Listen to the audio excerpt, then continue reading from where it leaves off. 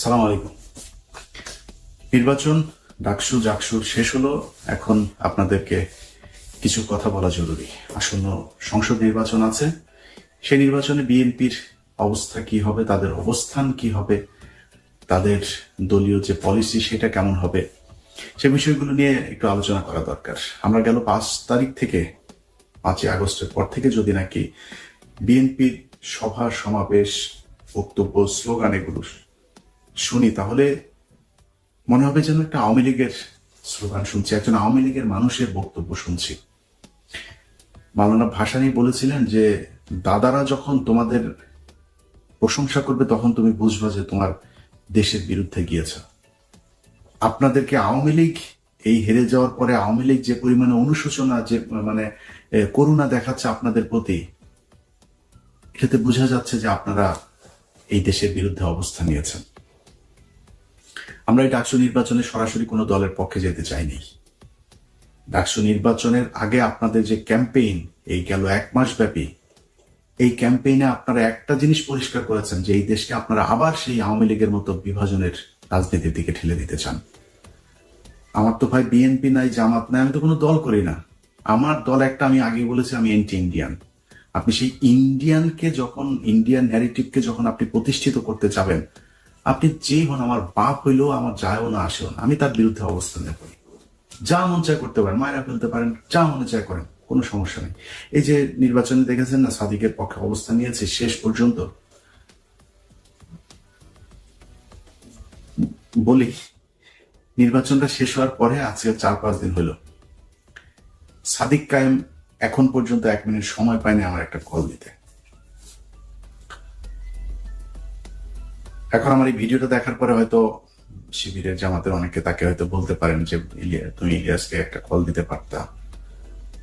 আমার সাদিক কায়েম যেই জায়গায় আছে, যেইটা করছে, আমি এটা পছন্দ করি। সাদিক কায়েমের জন্য আরো দোয়া থাকলো, সাদিক কায়েম আরো অনেক উপরে উঠা যাক। সাদিক কায়েম যেই কাজ করছে, আমি তার ওই কাজে কোনো না কোনো ভাবে সহায়তাই করবো। কিন্তু এই পৃথিবীতে যতদিন বেঁচে থাকবো, তার সাথে আমার জীবনে কোনোদিন কথা হবে না। তার দরজা আমার কাছে, আমি বিশাল প্রভাবশালী ক্ষমতাশালী কিছু না, কিন্তু তার দরজা আমার জন্য সারা জীবনের জন্য বন্ধ। আমি জামাতের কাছ থেকে টাকা পয়সা নিয়া, শিবিরের কাছ থেকে টাকা পয়সা নিয়া তারপরে পক্ষে কথা বলিনি। এটা আমার শরীরের, এটা আমার রক্তের মধ্যে। বললেন না যে আমার রক্তের গ্রুপ হচ্ছে ইন্ডিয়া নেগেটিভ। আমার শরীরে আগুন জ্বলতে থাকে এই যে মুক্তিযুদ্ধের পালসাল নিয়ে যখন কিনা কথাবার্তা বলে। এটা ইন্ডিয়া পাকিস্তানের যুদ্ধ, ইন্ডিয়া নিজে স্বীকার করেছে। পাকিস্তানিরা ইন্ডিয়ানদের হাতে লিখে দিয়ে গেছে, আমাদের ওখানে কারোর থাকতে দেওয়া হয় নাই, তারা জাতীয় সঙ্গীত বানিয়ে দিয়ে গেছে। এই ধন ফোন নিয়ে তারপরে আপনি বিশাল ফিরিতি ভালোবাসা ইস্যু করি আমি মুক্তিযুদ্ধের মধ্যে। এটা কোনো মুক্তিযুদ্ধ না, এটা ভারত পাকিস্তান যুদ্ধ, আমাদের এক দেশ থেকে আরেক দেশের হাতে লিখে দিয়ে গিয়েছে। এই 25-24 যে 5ই আগস্ট, এটা হচ্ছে আমাদের বিজয় দিবস। আবার যদি সেই পিছনে যাইতে চান, তাহলে বারবার আপনাদের বিরুদ্ধে অবস্থান নেব। এইখান থেকে বের হয়ে আসতে হবে। আপনারা নির্বাচনগুলো থেকে মনে করেছিলাম শেখার চেষ্টা করছেন। নির্বাচনের পরের আপনাদের বড় বড় নেতাদের কিছু বক্তব্য শুনলাম, শুনে যেটা মনে হলো যে আপনারা সামনের নির্বাচনে, আসন্ন নির্বাচনেও আমাদেরকে ঠেলে দিচ্ছেন জামাতের দিকে। যদি এটা হইতে থাকে, সুস্পষ্টভাবে বলে দিচ্ছি, আমরা ঠিক আবার সেখানে চলে যাব। নির্বাচনে হারলেন, বললেন কারচুপি করা হয়েছে। ভাই, আওয়ামী লীগের মতো ডাকাতি করা সম্ভব এখানে। জোর করে যারা মন চায় তারা ডিক্লেয়ার করে দিবেন, ওই পরে মেকানিজম করবেন, সেটা হইতে পারে। ঢাকা বিশ্ববিদ্যালয় কিংবা বাংলাদেশের কোনো বিশ্ববিদ্যালয়ে ভোট কারচুপি করা সম্ভব না। ডাকাতি করে নিয়ে নিতে পারেন, রেজাল্ট নিয়ে নিতে পারেন, ভোট মানুষ দিবে, যারটা সেই দিবে, এটা ঠেকানো সম্ভব না। ইভেন আওয়ামী লীগের সময় এটা সম্ভব হয়নি, সবাই ভোট দিয়েছে, পরে যায় তাদের মতো করে একটা রেজাল্ট তারা বলে দিয়েছে। এখন কারচুপি করে তারপর আর কথা বলে আপনারা সরে গেলেন। যদি কারচুপি হইতো, তাইলে ছাত্র শিবিরের চাইতে ছাত্র দলের বেশি শক্তি, পুলিশের শক্তি এগুলি বেশি না? ওই ব্রাহ্মণবাড়িয়া থানার ওসি তিনি পোস্ট করেছেন ছাত্র দলের পক্ষে ফেসবুকে, একটা ফেসবুক পোস্টে দেখলাম। আপনাদের লোকজন তো বেশি, জামাতের লোকজন তো কম, আপনাদের সাথে পারতো না। আরেকটা হচ্ছে আওয়ামী লীগের লোকজন নাকি, চান্দা আব্বাস ভাই বলেছেন, চান্দা আব্বাস বলে যে আওয়ামী লীগের, ছাত্রলীগের সবাই নাকি শিবিরকে ভোট দিয়েছে। চান্দা আব্বাস ভাই, ছাত্রলীগের লোকজন যদি শিবিরে ভোট দিত তাহলে জগন্নাথ হলের মধ্যে 1200-র উপরে ভোট আবিদ আর মাত্র 10টা ভোট সাদিক পেত না। এটা প্রমাণ করে যে এই দাদারা এখনো পর্যন্ত সেই আওয়ামী লীগের দিকে তাকিয়ে আছে, এবং আওয়ামী লীগ আপনাদেরকে পছন্দ করেছে বলেই তাদের ছাত্র সংগঠন আপনাদেরকে ভোট দিয়েছে। দাদারা এবং ছাত্রলীগের সবার ভোট আপনারা পেয়েছেন। এই যা ভোট আপনারা পেয়েছেন এটা মাত্র ছাত্র দলের সক্রিয় কিছু লোকজন আছে, আর দাদারা আর আওয়ামী লীগ এই ভোটগুলি আপনাদের ডিপিআর জিএস প্রার্থীরা পেয়েছেন। কেন এরকম হইল সেটার জন্য আপনারা এই দুইটা কারণ খুঁজে পেয়েছেন। আসল কারণ সেটা না। 5 তারিখের আগে ছাত্রলীগ এই বিশ্ববিদ্যালয়গুলোতে এমন কিছু নাই যেটা করে নাই, সেই একই কাজ আপনারাও করেন নাই। আপনাদের সব ছাত্র সংগঠন সেই একই কাজ করেছে যেটা ছাত্রলীগ করত। এই জন্য তো এতগুলো মানুষ মারা যায় নাই। এই দেশের ছাত্র সমাজ, সাধারণ মানুষ আগের রাজনীতি সহ্য করবে না। ছাত্র শিবির কি করেছে? তারা যখন দেখেছে যে তাদের এখানে থাকা সম্ভব না, তারা গুপ্ত রাজনীতির কৌশল বেছে নিয়েছে।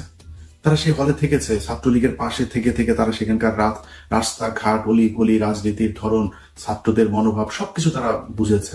বুঝে তারপরে 5 তারিখের পরপর তারা ছাত্রদের জন্য বাস, ছাত্রদের জন্য পানির ট্যাপ, ছাত্রদের আবাসনের সুযোগ সুবিধা, ব্যক্তিগত সমস্যা, পারিবারিক সমস্যা কার কি আছে এই সমস্যা সমাধানের চেষ্টা করেছে। বিভিন্ন জায়গায় গুরুত্বপূর্ণ পদে তাদের লোকজনকে বসানোর চেষ্টা করেছে। আপনাদের ছাত্র সংগঠন কি করেছে জানেন? টিএসসির চায়ের দোকান, শাহবাগের ফুলের দোকান, ওইদিকে নিউ মার্কেটের ফুটপাতের দোকানপাট, এগুলো থেকে চান্দা নেওয়ায় ব্যস্ত ছিল। কে কত খাবে সেটা থেকে। আপনাদের এই ছাত্রদেরকে দেখভালের জন্য আপনাদের যাকে দায়িত্ব দিয়েছেন মহামান্য তারেক রহমান সাহেব, তিনি এবং তিনার পুলিশ কর্মকর্তা স্ত্রী মিলে যে লুটপাট করেছে তারেক রহমান, আপনার সেই আগের আরেক গিয়াসউদ্দিন আল মামুন আপনার আশপাশে অনেকগুলো জড়ো হয়ে গিয়েছে। তার রেজাল্ট আপনারা এই ডাকসুতে পেয়েছেন। এখন যদি আপনারা মনে করেন যে না আমরা তো এই করেছে কি বলে কারচুপি আর ইয়ের কারণে আপনারা হেরে গিয়েছেন, এটা যদি মনে করে তারপরে ওইভাবেই যদি সামনে নির্বাচনে যেতে চান তাহলে ভুল করবেন।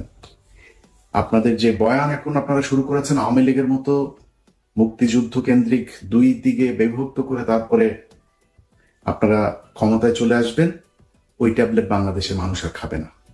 ভারতের বিরোধিতা করে জিতা যায় না, এটা এতদিন ধরে এই যে এক ন্যারেটিভ আপনারা বলতেন না, এই ন্যারেটিভ বাংলাদেশে আর চলবে না। এটা প্রমাণ হয়ে গিয়েছে ডাকসুতে। সরাসরি ভারতের বিরুদ্ধে অবস্থানে আমরা বলেই দিয়েছি। পাকিস্তানের প্রার্থী বলেছে আমি সাদিক কায়েমকে, খুব খারাপ লাগে, খুব কষ্ট লাগে। পাকিস্তানি স্বীকার করলো, অনেকে এটা নিয়ে আবার ওনাদের গ্রুপ ওনাদের ভেতরে আবার খুব করে কত সাহস কত কিছু বললো। আমাদের মা বোনেদের 2 লক্ষ মা বোনকে তোর মারে পাকিস্তানিরা লাগিয়েছে রে, তোর মারে টেস্ট আন, তোর কোন কোন মাকে বোনকে কার কার আওয়ামী লীগের কার কার মা বোনরে ধরে নিয়ে তারপরে করছে নিয়ে আয়। বাট তারপরে তর্কের খাতিরে করি বাঁচার জন্য। এখন আমি যদি বলি যে পাকিস্তানের মিলিটারিরা আমাদের মা বোনদেরকে ধর্ষণ করেছে, ধর্ষণ এই কথা যদি বলি তাহলে তো বাংলাদেশের সব জানো যায়। আমি তো সেটা এটা বলবো না, আমি এটা বিশ্বাসও করি না, আমি এটা জানিও না। তারপরেও কি বলি? জিতার জন্য বলি আমার বাবা, আমার দাদা, আমার পূর্বপুরুষ সবাই রাজাকার ছিল। আমার বাবা দাদা চাচারা মিলে তোদের মা বোনদেরকে পাকিস্তানের ক্যাম্পে দিয়ে এসেছে, তোদের মা বোনদেরকে জিনিস প্রোটেকশন ছাড়া তারপর লাগিয়েছে, তোরা পয়দা হওয়া। এটা তো লস আছে, বলেন লস আছে। আমার বাপ রাজাকার থাকলে